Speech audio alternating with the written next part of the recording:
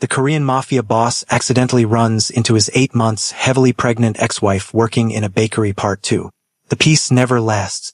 That's what Haun should have known from the beginning. 1 year of happiness.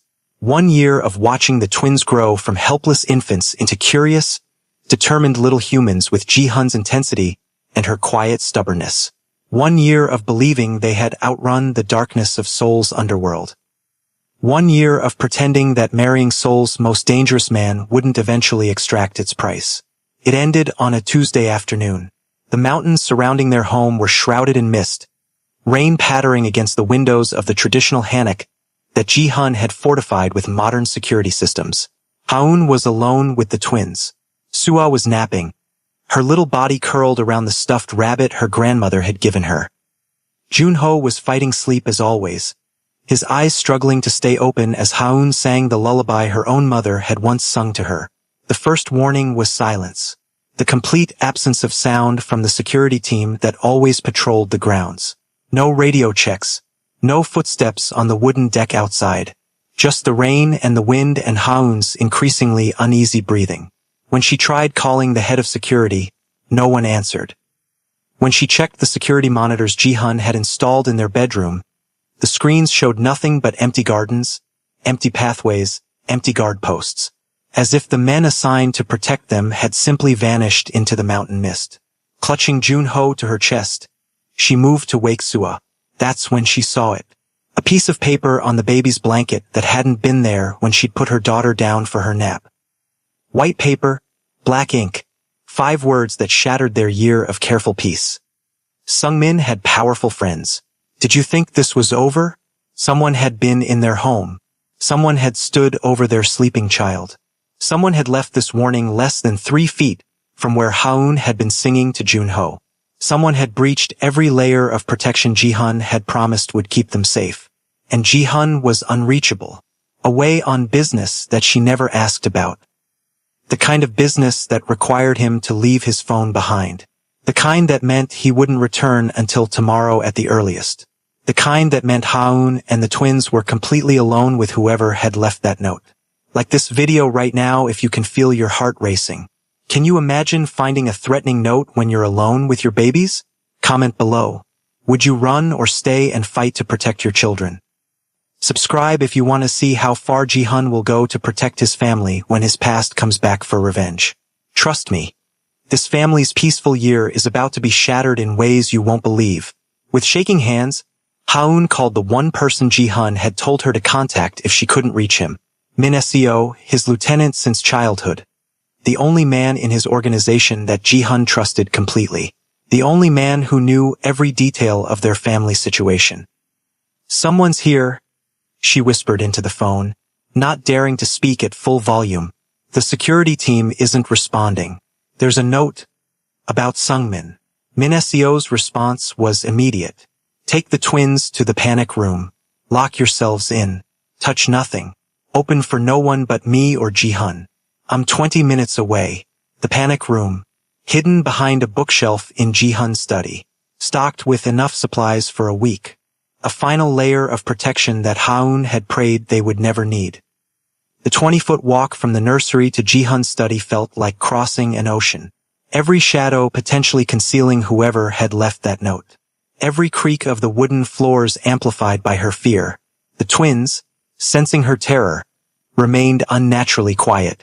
Even Junho, usually so quick to fuss, merely clung to her neck with his tiny fists.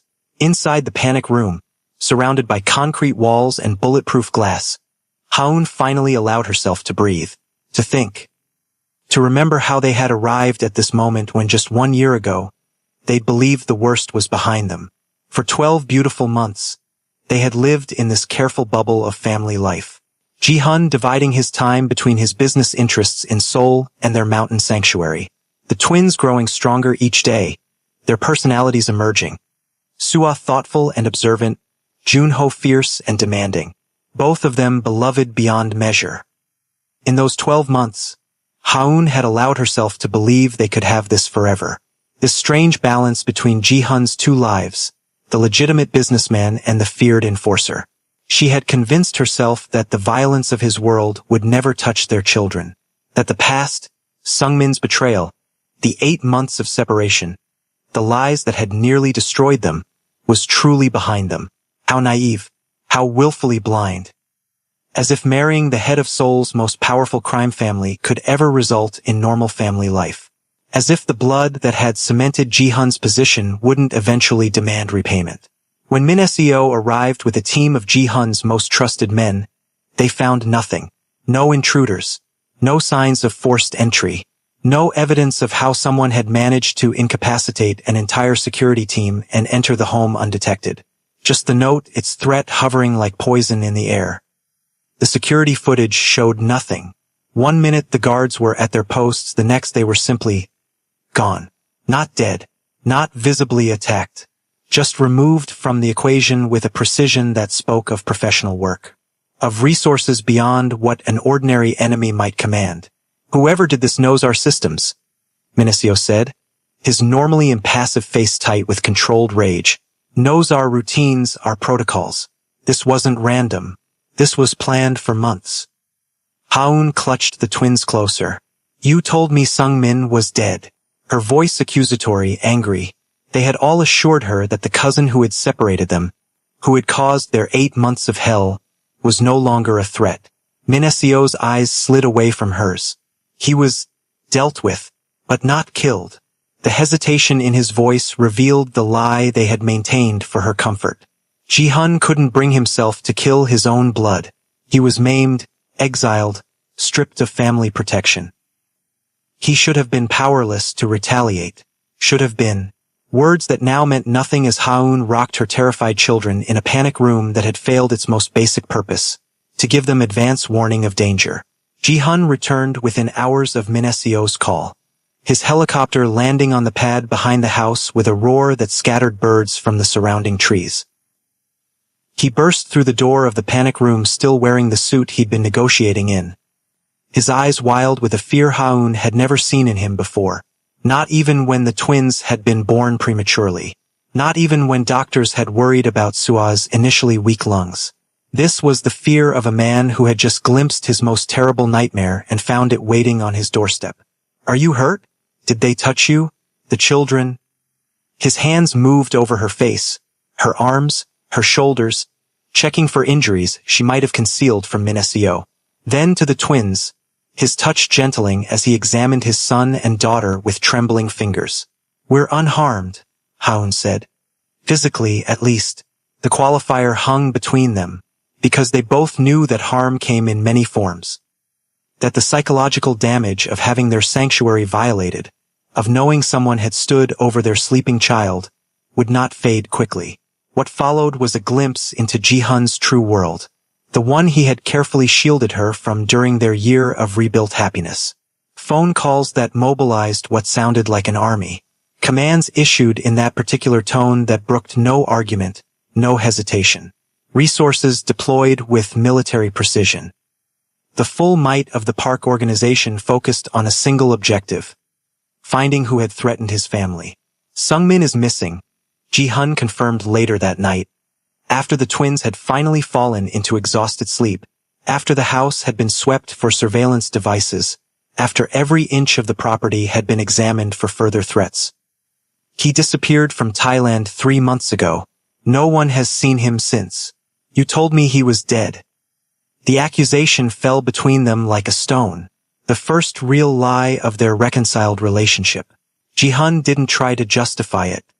I wanted you to feel safe, to believe the threat was eliminated. Instead you left me unprepared, her voice tight with anger, with betrayal. I thought we were protected. I thought your men were infallible. I thought our children were safe. They were supposed to be. The rare admission of failure from a man who had built his empire on never failing. This level of infiltration, it goes beyond what Sungmin could manage alone. He must have found powerful allies. The note mentioned friends. Ha-eun's mind raced through possibilities. Through the complex web of alliances and enemies Ji-hun had tried to explain to her over the past year. Who would help him? Who hates you enough to target children? The question lingered like smoke in the room, because they both knew the answer was many people. Many families who had lost sons, brothers, fathers to Ji-hun's rise to power. Many rivals who had been waiting for any sign of weakness. Many enemies who would see Ji-hun's family not as innocent civilians but as leverage to be exploited. In one night, their carefully constructed sanctuary had been revealed as the illusion it always was. A beautiful lie they had told themselves while danger gathered just beyond the horizon, patient and waiting. "We're leaving tonight," Ji-hun said. "Not a request but a command. I have a property in the city, the highest security building in Gangnam. Reinforced walls, limited access points, my most trusted men controlling every entrance." "Another cage, just more secure?" Ha-eun asked, the bitterness she'd suppressed for a year finally surfacing. "Is this how we'll live now? Running from one fortified location to another? What kind of life is that for our children? A living one." His response cut through her objections like a blade. "I won't apologize for prioritizing their survival over their comfort." In that moment, the fundamental divide between them crystallized. Ji-hun, raised in a world where physical threats were constant and immediate, saw safety as the highest priority. Ha-eun, who had grown up with emotional scars rather than physical ones, understood that protection could become its own form of prison. But with the twins' lives potentially at stake, she had no choice but to acquiesce, to pack their essentials with shaking hands, to leave the mountain home that had been their haven for the past year, to step fully into Ji-hun's world, with all its shadows and sharp edges. The property in Gangnam wasn't what she expected. Not a penthouse like the one he'd owned before their marriage, but an entire building. Modern, minimalist, with the blank facade of a corporate headquarters rather than a residence. Inside, however, the top 3 floors had been converted into living quarters that rivaled luxury hotels in comfort while exceeding military installations in security. "Who owns this place?" Ha-eun asked as they settled the still-sleeping twins in a nursery already equipped with cribs identical to the ones at their mountain home. As if Ji-hun had been preparing this bolt hole for months without telling her. "I do." His answer simple, direct. "Through 7 different shell corporations, none connected to the Park family. No one knows this building belongs to us.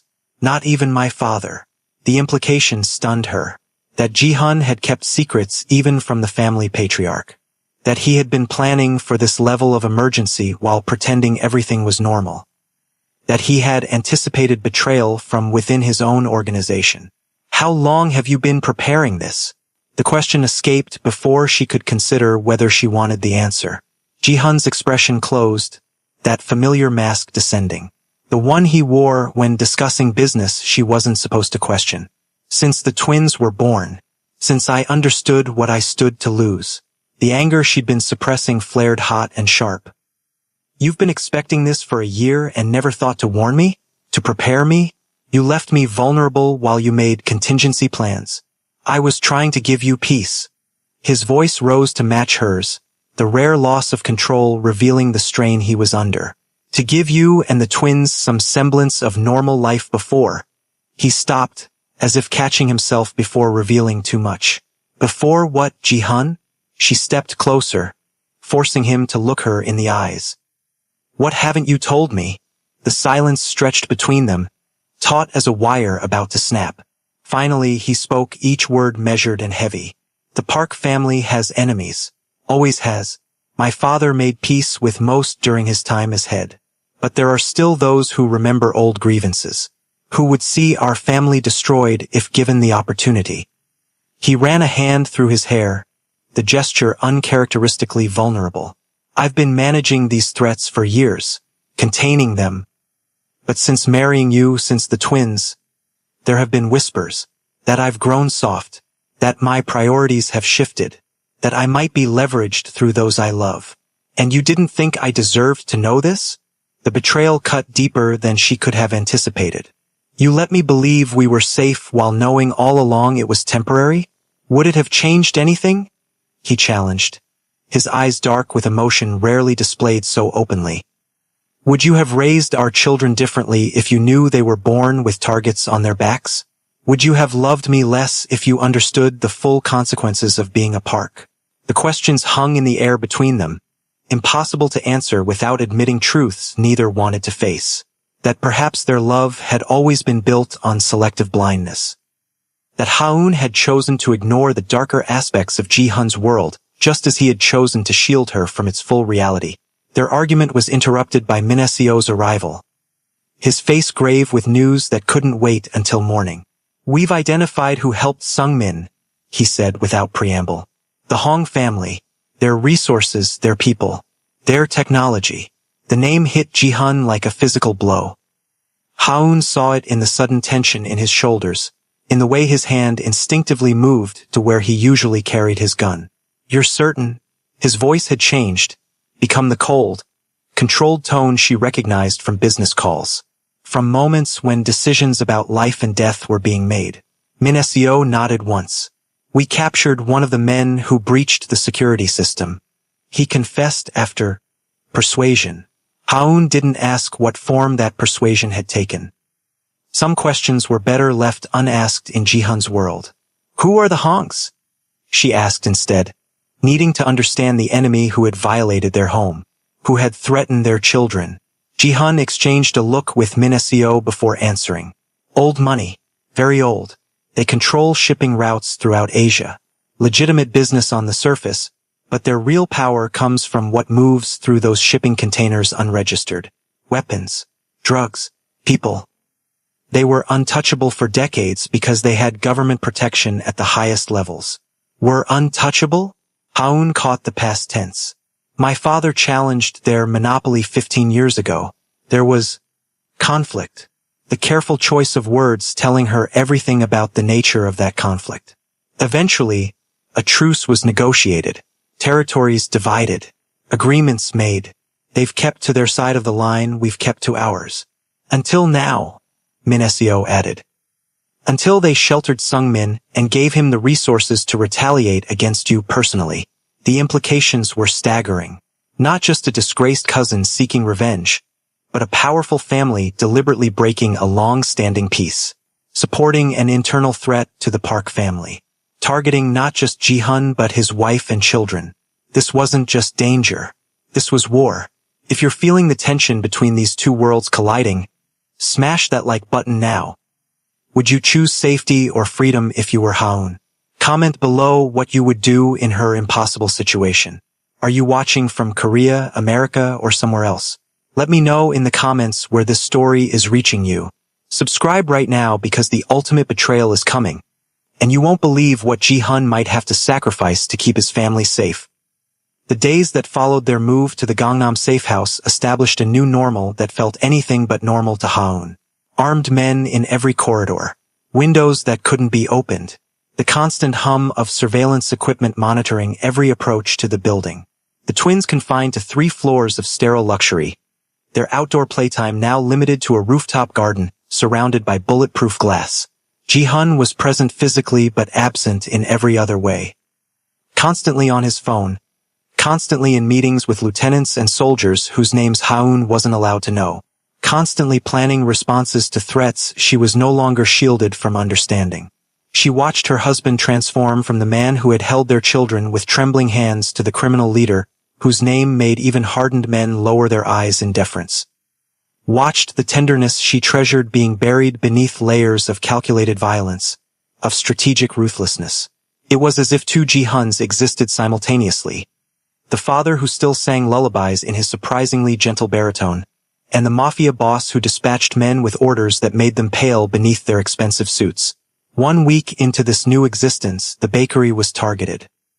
Not her grandmother's original small shop, but the flagship store of what had become a successful chain under Minji's guidance and Ji-hun's financial backing.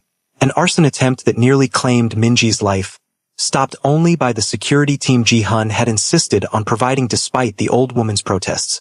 Haun received the news from Ji-hun himself, his face carefully composed as he told her that her grandmother was safe but the bakery, that beautiful space they had designed together, that represented her family's legacy, was now a charred shell. "They're escalating," he said, watching her reaction with those observant eyes that missed nothing, "testing how far they can go, how much they can take from us before I respond." "And how will you respond?" she asked, already knowing the answer but needing to hear him say it. needing confirmation that the man she had married was still capable of the violence his reputation was built upon. With finality, he said simply, "The Hongs have broken the truce. They've chosen to target my family rather than my business. That requires a different kind of answer than my father would have given." The coldness in his voice should have frightened her, should have reminded her of all the reasons she had hesitated to bind her life to his in the first place. Instead, she felt a dark satisfaction. Tyan, a primal need to see those who had threatened her children, who had nearly killed her grandmother, made to pay. What did that make her? Was she becoming like him? Was his world infecting hers, just as she had always feared? "I want you and the twins to go abroad," Ji-hun said that night, after they had put the children to bed. "Europe, perhaps, or America, somewhere beyond the Hong's immediate reach, until this is resolved. You want us to run? To leave you?" The suggestion ignited something fierce and stubborn within her. To be separated again. "I want you safe," he corrected, his tone brooking no argument. "I can't focus on eliminating this threat if I'm constantly worried about you and the children being caught in the crossfire." "And how long will this separation last?" she demanded. "Weeks? Months? Years? What happens if this escalates beyond the Hongs? If you eliminate them only to face retaliation from their allies? Do we spend our lives running from one safe house to another, always separated whenever danger appears?" The question hung between them, exposing the fundamental incompatibility of their worlds. Ji-hun, raised to see threats in every shadow, would always prioritize physical safety above all else. Ha-eun, who had grown up with the emotional scars of abandonment, would always fear separation more than physical danger. "I won't be separated from you again," she said finally, her voice steadier than she felt. "Not after what happened with Sungmin. Not after 8 months of believing you had moved on without me. If we face this, we face it together. The twins need both parents, not a father who appears when it's convenient and disappears when it's dangerous." The words struck deeper than she'd intended, touching on Ji-hun's most vulnerable point. His fear of becoming like his own father, who had been more myth than presence during his childhood, who had placed family business above family itself. "This isn't about convenience," he said, anger threading through his carefully controlled voice. "This is about survival, about doing whatever is necessary to ensure our children have a future." What kind of future will they have if they're raised in constant fear, in isolation, if they learn that the world is too dangerous to engage with? Ha-eun challenged. "Is that what you want for them? To inherit your paranoia along with your business?"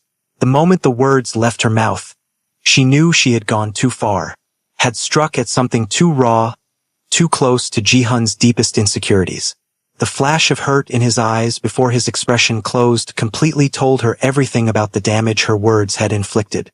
"My paranoia," he repeated, his voice dangerously soft, "is what has kept our family alive. What allowed you to spend a year in that mountain house believing you were safe. What gives our children the luxury of growing up at all." Without another word, he turned and left their bedroom, the door closing behind him with a quiet click that somehow hurt more than if he had slammed it in anger. Controlled to the end, even in pain, even in betrayal by the one person he had allowed past his defenses. Ha-eun sank onto their bed, the full weight of their situation finally breaking through her careful composure. This was the reality she had chosen when she married Ji-hun Park, when she accepted the jade necklace that symbolized her place in his world, when she bore his children, creating heirs to a legacy built on blood as much as business. The next morning, Ji-hun was gone before she woke, a note on his pillow not romantic but informational. He would be handling the situation for the next several days. She and the twins were to remain in the safe house. Additional security had been assigned. He would call when possible. The detachment of the message hurt more than anger would have, as if he had retreated fully into the role of crime boss, leaving no room for the husband and father she had glimpsed during their year of happiness. 3 days passed with no word. 3 days of Ha-eun attempting to create normalcy for the twins in their gilded cage, of trying to explain to Sua, advanced beyond her 15 months, why they couldn't go outside to see the flowers, of watching Junho's frustration grow as he threw himself against boundaries he was too young to understand but old enough to resent. On the fourth day, Haun discovered what Ji-hun had been doing during his absence. Not from him directly, he still hadn't called, but from a news report that appeared on her tablet during her morning coffee. A warehouse explosion in Incheon. 3 buildings destroyed. Casualties estimated at 15, possibly more. The report didn't mention the Park family. Didn't need to. Haun knew with cold certainty that this was Ji-hun's response to the bakery arson. His declaration of open warfare against the Hongs. This was what he had been shielding her from all along. Not just the threats against them, but his own capacity for violence when those he loved were endangered. The ruthlessness that had established his reputation. The willingness to eliminate enemies so completely that others would think twice before crossing him. She should have been horrified. Should have been repulsed by the knowledge that the man who held their children with such gentleness could order deaths without hesitation. Instead, she felt a complicated mixture of relief and vindication. Of gratitude that Ji-hun would go to such lengths to protect what was his. Of dark satisfaction that those who had threatened their children were learning the consequences of their actions. What did that make her? Not just the wife of a criminal but his partner in a moral sense. Complicit in violence she would once have condemned without hesitation. Before she could examine these uncomfortable questions further, Min Seo appeared at her door. His expression even more grave than usual, which she wouldn't have thought possible. "You need to come with me," he said without preamble. "Ji-hun has requested your presence." "Where?" she asked, immediately concerned. Ji-hun had been adamant about her remaining in the safe house. For him to summon her now meant something significant had changed. "His father's house. There's a meeting. It's important that you attend." The summons to the Park family patriarch's home was unprecedented. In the 2 years since her relationship with Ji-hun had begun, Haun had met his father exactly 3 times. Their wedding, the twins' birth, their 100-day celebration. Each encounter formal, traditional, laden with unspoken tensions about her suitability as a Park wife. Now she was being called to his home, to some meeting Ji-hun deemed important enough to risk her safety. Important enough to expose her to whatever judgment his father might pass on their current situation. The Park family compound was everything Haun had imagined and nothing like she expected. Traditional Korean architecture surrounded by walls that wouldn't have looked out of place in a medieval fortress. Gardens so perfectly maintained they seemed almost artificial. Security that made their mountain home look unprotected by comparison. Min Seo led her through corridors lined with priceless art, past rooms where men in expensive suits waited with the particular stillness of predators at rest, to a traditional meeting room where Ji-hun stood facing his father across a low table, their postures suggesting an argument interrupted by her arrival. Ji-hun's eyes met hers briefly, conveying both warning and apology before his expression settled back into the mask she had come to recognize as his business face. His father, a man whose health had been failing for years but whose presence still commanded absolute deference, studied her with eyes so similar to Ji-hun's it was like looking into her husband's future. "Daughter-in-law," the elder Park said, using formal Korean that established both her position and its boundaries. "You honor us with your presence." The traditional greeting, delivered without warmth but with perfect courtesy. Haun returned it with a deep bow, hyper-aware of being judged not just as Ji-hun's wife but as the mother of the Park heirs, as a woman whose actions would reflect on the family name for generations to come. "You have been told of our situation?" the old man asked, gesturing for her to sit opposite him. Ji-hun remained standing, his posture suggesting he was prepared to intervene if necessary. "I know the Hongs have allied with Sung-min," she said carefully. "That they've targeted our family directly rather than maintaining the truce your administration's established." The formal language felt strange on her tongue, but she understood its importance in this setting. This wasn't a family discussion. This was a war council, and she was being assessed as a potential asset or liability. The elder Park nodded once, approval flickering briefly across his otherwise impassive face. "My son believes direct confrontation is our only option. That the Hongs must be eliminated completely to ensure your children's safety." The bluntness of the statement shocked her, though it shouldn't have. This was how decisions were made in the Park family. Directly, without euphemism or pretense. And you disagree?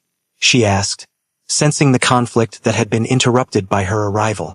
I believe there are always alternatives to total war, the old man said, his gaze shifting to his son. Particularly when the enemy has resources that could destroy everything we've built over 3 generations. Ji-hun's jaw tightened, the only visible sign of his frustration. The Hongs targeted my wife and children. They helped Sungmin breach our security. They nearly killed Haun's grandmother. These are not actions that can be negotiated away. No, his father agreed. But they can be balanced against other considerations. Other forms of retaliation that don't risk everything we've built. Haun looked between them, trying to understand what wasn't being said. What alternative the Elder Park was suggesting that had caused such tension between father and son. The Hong family has a daughter, the old man said finally, his eyes returning to Haun. Mi-jin, 24, educated overseas, being groomed to eventually take over their legitimate business interests. And? Haun prompted when he paused, though dread was already building in her stomach. She had lived in Korea long enough to understand how traditional families resolved conflicts.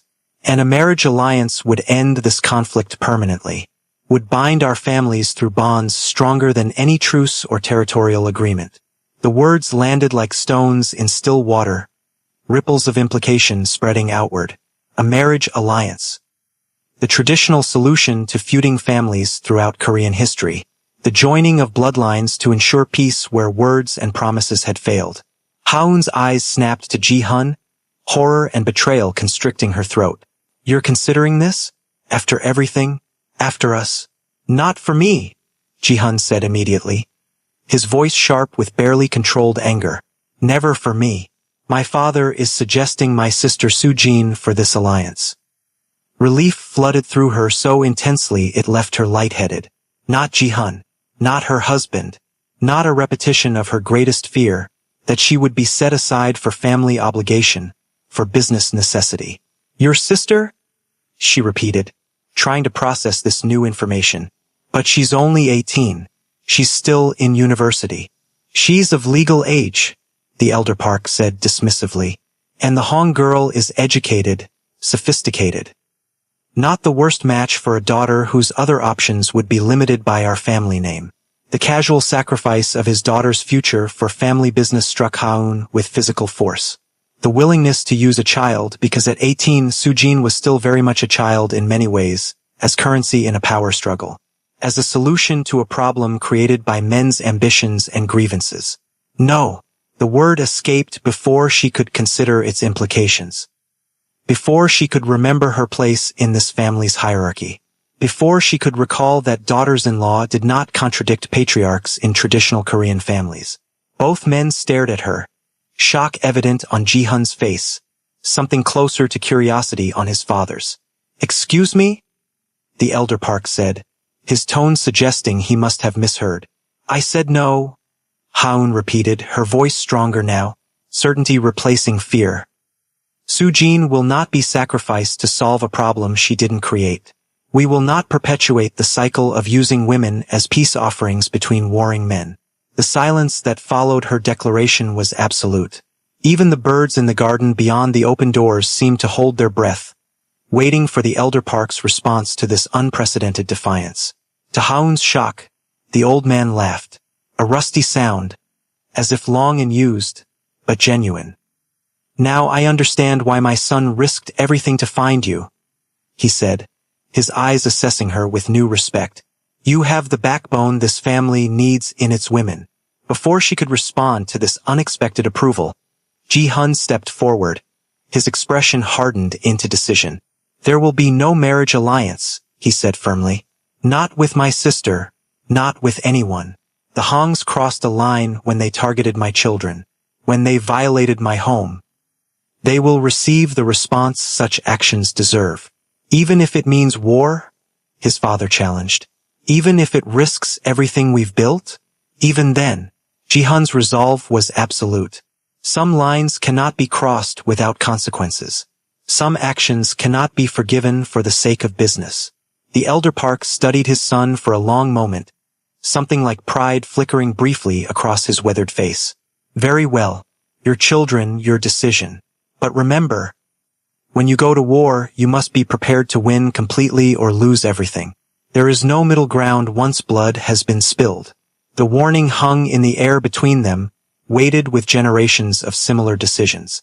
Of similar moments when the Park family had chosen violence over compromise, had risked everything to maintain respect and fear in equal measure. This was the legacy the twins would inherit.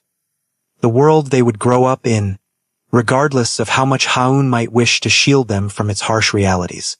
The knowledge settled on her shoulders like a physical weight, pressing her into the reality she had been avoiding since the day Ji-hun walked into her bakery and recognized her despite her swollen belly. Despite her attempt to build a life separate from his, they were Parks now, all of them, bound by blood and name to this world of calculated risks and necessary violence.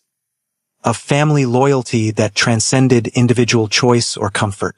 As they left the compound, Ji-hun reached for her hand. A small gesture, but significant in the context of his father's home, where public displays of affection were considered vulgar.